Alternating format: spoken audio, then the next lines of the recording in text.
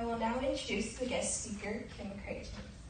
Kim Creighton is a CEO, Chief Encouragement Officer, a business coach, proud multi-potentiality, meaning she has more than one interest, very creative individual with many hobbies.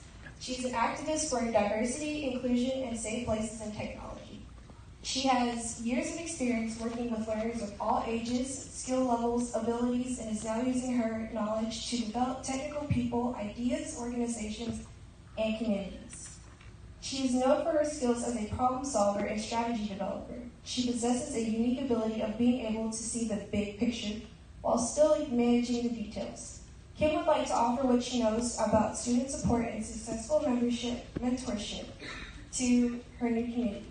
She is the past co-organizer of Code Newbie Atlanta, the founder of Junior Dev Mentoring, and the author of the Tech Talk for Non-Techie Squad. Kim is currently pursuing her doctoral degree in business administration, technology, and entrepreneurship. She is also working on her passion projects, Mentoring Minute, JuniorDevMentoring.com, and 100,000 Intros. Whether in the role of strategist, educator, consultant, writer, public speaker, mentor, trainer, or curriculum designer, Kim is always in search of innovative approaches and enables individuals and communities to intentionally and skillfully create environments with the support and sharing of communities, interests, and goals in order to build more innovative and profitable businesses while growing more inclusive and diverse technology communities. Please welcome Ms. Kim Creighton to the stage.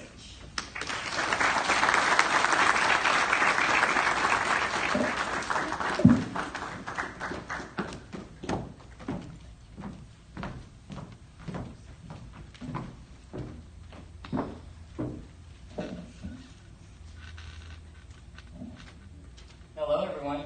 Hello. Okay, I do this a lot. And people don't believe it, but I'm very much an introvert. I was the only child who moved a lot, so I had to learn how to do this. So right now my heart's like, but we're going to be okay. And I usually don't have a script. I'm very much an improviser. So I have some points, but at the end of this, I will be reading something specifically to you as a special message to you. But the name of this talk is Getting Comfortable with Being Uncomfortable. And the subtitle is School is an Artificial Environment. So good afternoon, students, parents, family, friends, faculty, and staff. It is my honor and privilege to address the class, the graduating class of Lithia Springs High School. Earlier this year, I was invited to Mrs. Walker's class on the topic I called Technology, Shifting from a Toy to a Tool. Because many of you, well, I'm sure all of you, have these devices, and you're not understanding the power of that device. It is not a toy for you to Instagram, to Snapchat, to do any of those things. It is a device that allows you to be equal to any man or woman anywhere in the world, and you have the opportunity to do anything you want to. You should shift your thinking from that device being a toy to a tool. So some of the things that I covered in that talk were the importance of shifting from a consumer to a producer. Not often in our communities are people talking about technology as a producer. We're consumers of tech. But many of us aren't, the fact that you're in a STEM program, yes, but I'm sure many of your peers don't see them as producers of tech, as people who code, as people who start businesses, as people who are moving and shaking and shaping tomorrow. And you need to. You need to learn how to leverage your education in an information economy. And let me give you a little history. And people born before 2000 understand this. That thing you have in your hand that you are attached to, that was called the library for us. So If you have not had to get an assignment from a teacher, been told, have to tell your parents, okay, I need to get to the library, been given $5 to make copies, and copies cost 25 cents. You go to the librarian and you say, this is my topic, because you had to go to her first, because she would point out this card catalog that was humongous, that you had to scroll through using the Dewey Decimal System. Then, you took a card, you went back to this person, and said, where in this whole thing do I find this book? Before that, you had to stake out a table, because you were making trips from the stacks to the table with books. You had two stacks. You had a stack that was books you can check out, and then reference material, which you could not. Again, I said you had $5, and copies cost 25 cents. So you would have a stack of books. I'm not taking all that home. Some of it I just can't take home. So you have to sit back and make a calculated decision about how important this stuff is. Now, mind you, if you pay attention to this story, we treated information as if it never changed. What was in that book, those stacks, was all we had. Today, as I've been speaking, so much information has been created that didn't exist before I got up here. So you need to figure out a way to intelligently discern information that is valuable and information that is not. And you use your education to do that. And the next step, the next thing I covered was developing an entrepreneurial mindset to build a career or business of your dreams. In the 20th century, if you didn't have deep pockets, the average person, the only business they could really have was some kind of consulting business. Because if you couldn't get a loan to have a business, to buy a building and all these other things, you really couldn't have a business. Today, I do it all the time. I go to YouTube, look at videos of a website I want to build, I follow the website, and lickety split, I got a business. I might not be good at it, but I got a business. The person on the other side has no clue of my value or what I can do. The reason I speak on and why I'm passionate about entrepreneurship is many people think that we are driven by our politics. And anybody who hears me speak, I don't talk about politics, morals, or it's the right thing to do. Business leaders know about money, return on investment, and the economy. And if you can't speak that language, you're not going to get very far in making choices and moving decisions in our best interests. So you need to be, even if you're working for somebody, you need to have an entrepreneurial mindset. So these are some points that I want to get you comfortable with being uncomfortable about, and why school is an artificial environment. Testing is not an effective evaluation process. Testing is used, and I can say this, I'm a former educator, I am still certified special needs. It is an effective way for schools to measure, because they have to measure. No one cares when you go on your job what your GPA is. They're not going to ask. What they're going to ask is, I'm hiring you to do this thing. Can you do this thing? It's about demonstrating knowledge. I'm often not impressed with AP or honor students. And people are like, what? They learn how to take tests. If I go and scramble up that information, many of them cannot figure out what's going on. You need to develop critical thinking skills. You need to be able to give it a problem, come up with a solution. And understand that that solution you come up is one of many solutions. That's how it is in the real world. Also, solutions aren't black and white. There is often no right or wrong. And we get in that space where we argue about things that really don't matter because everything is not black and white. You will live your life in the gray areas more often than you understand. You're required to demonstrate knowledge and skills. If I ask you, what do you want to be? And you say, a doctor, but yet you've taken no chemistry, no physics, you're afraid of blood, I'm thinking that's not going to work for you. But if you say, I want to be a medical physician, I want to be a doctor, and you've taken these courses, and you've found internships on your own, and you've talked to nurses, and you've done all these things, that demonstrates an interest, and that demonstrates that you are on the right path to doing what you desire to do.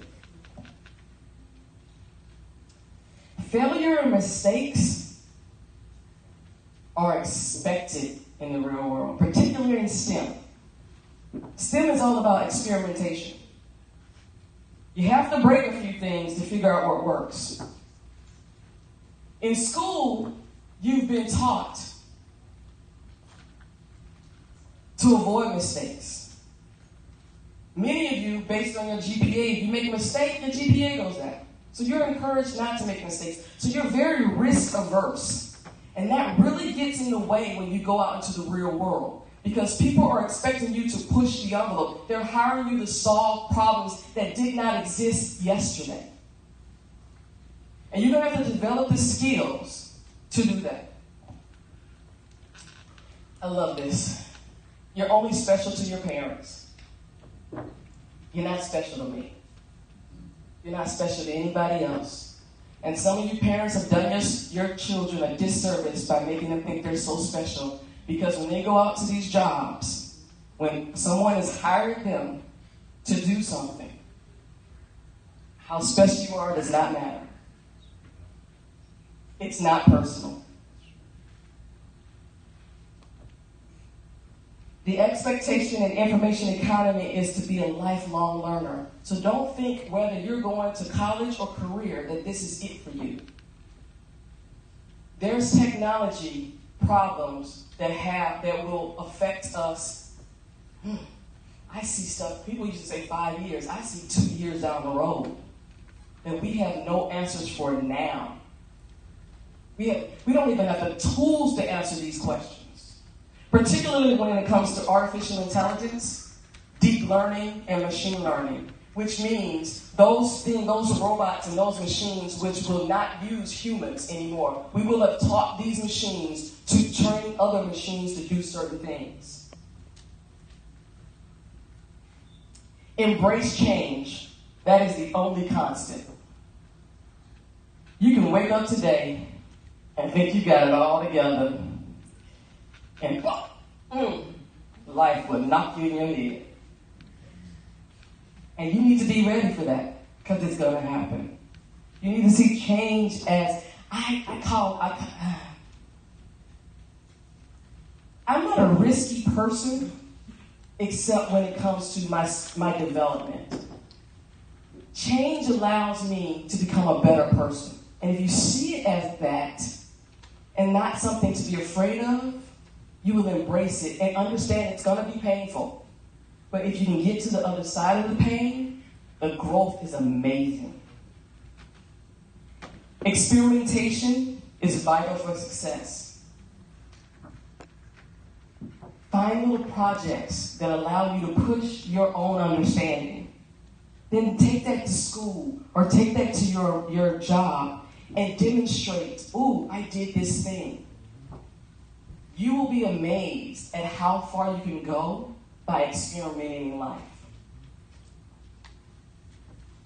Again, as I said, you're hired to solve problems. If you cannot solve my problem, there is no reason for me to have you. Period. It's not personal.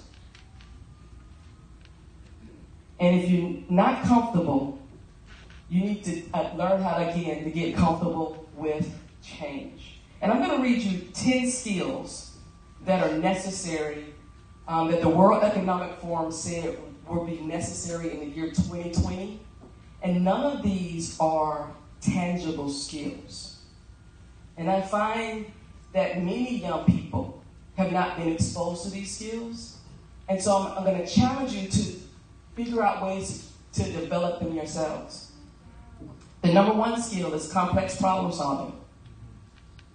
2, critical thinking. 3, creativity. 4, people management. 5, coordinating with others. 6, emotional intelligence.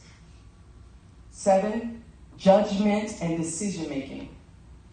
8, service orientation.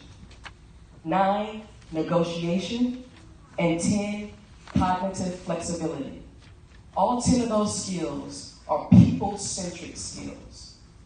You're going to go to college and you're going to develop skills for a specific job, but in an information economy, human-centric skills, how you navigate relationships and build collaborations, are going to be the thing that separates you from success and your peers. And this is the part where I'm going to read. Now that I've gotten that stuff out of the way, let me share a few lessons I wish someone would have shared with me on a day like today.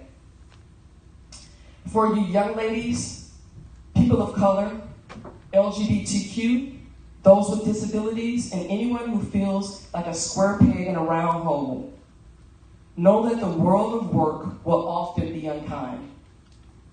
I encourage you to find ways to honor your spirit and those things that make you unique. We need you. You're the ones that push the envelope, who challenge the status quo and demand that we do better. Will it be easy? Of course not. But trust me when I tell you that it'll be worth it. You are amazing just as you are. 2, whether your path is to develop your knowledge and skills through furthering your education or going straight to career, know that the 21st century workforce needs business leaders and employees who are able to solve problems that don't exist today.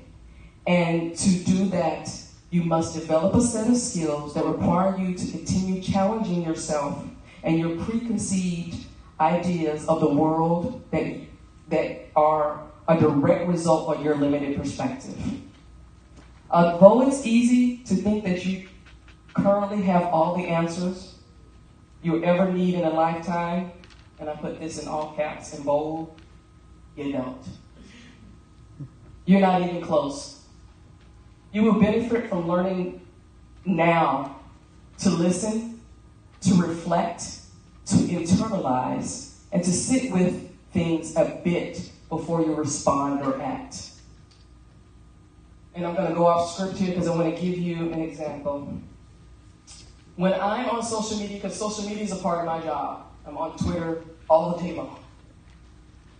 There are times when there's something that needs to be said or something I experience when I decide, you know what, I'm feeling a little emotional about this.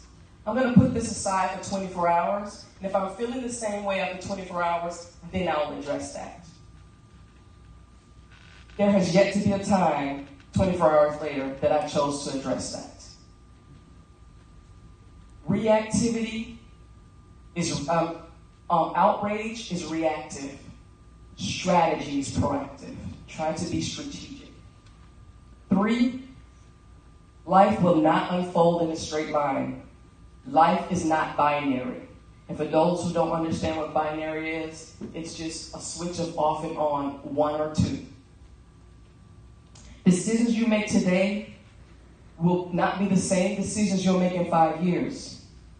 Circumstances change. Life has a way of ensuring that you're never comfortable, whether you like it or not. The unexpected should always be expected. Does this mean that you should live your life in fear? Of course not. I encourage you to embrace the unexpected moments in life because it is through these events that the best versions of yourself will show up and guide you down a path of joy, sorrow, adventure, pain, love, loss, and so much more. Now go forth and take on the world as only you can. Find every opportunity to laugh because you will shed what you will think are more than your share of tears. And above all, learn to expect life's curveballs by getting comfortable with being uncomfortable. And have a wonderful life.